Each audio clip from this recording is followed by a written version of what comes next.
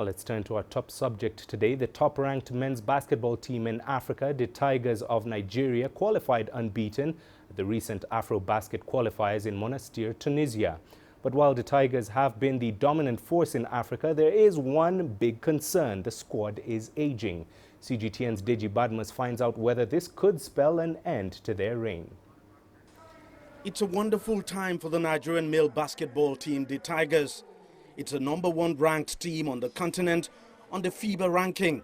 They've already booked a ticket for the Tokyo 2020 Olympics, and just recently, the team set a new record at the AfroBasket qualifiers in Tunisia, winning all of their 6 games to book a spot for the AfroBasket tournament in Kigali later this year. Among the driving force of the Tigers is team captain Ike Diogo. He, along with other foreign-based players, have been instrumental to Nigeria's dominance of the game on the continent. When the Tigers file out for the Olympics later this year, it will be Diogo's 3rd Olympics with the team and possibly his last, as age is no longer on his side. It's the same thing for a number of players on the team as well, prompting questions over the future of the Tigers. I think the Federation has done quite well in scouting young players that are gradually working their way stepping into the big shoes of the likes of Ike Diogo and Alfarouk Aminu. I must say the future of Nigeria basketball, men's basketball, is not bleak at all with the array of talent we have.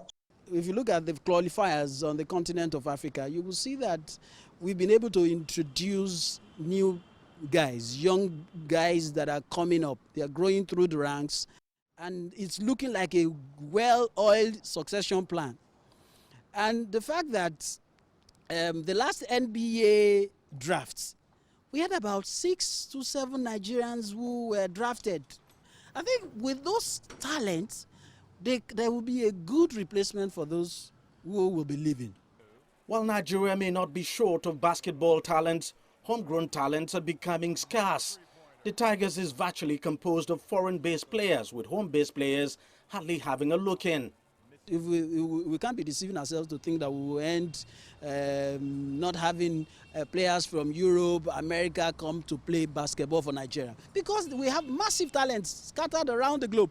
What we need to do now, which I feel like is going to be a long-term project, is to develop the Nigerian Basketball League. To be honest with you, this federation hasn't shown that they really want those local players to actually get on, because the opportunity is not just there, and it's just to win at all costs. About getting to the Olympics, doing well. Yes, we all want to win, but I think we also need to, look at developing here. So the body language doesn't suggest anything for any domestic player in terms of hope. The story is no different for the country's female basketball team, which is also dominated by foreign-based players. To make matters worse for the home-based players, the Nigerian Domestic Basketball League has not been operational for close to 3 years now, over a long-drawn leadership crisis in the Nigerian Basketball Federation. It's indeed a surprise that both the male and female national teams have managed to remain immune to that crisis and continue to dominate the game on the continent. Deji, CGTN, Lagos, Nigeria.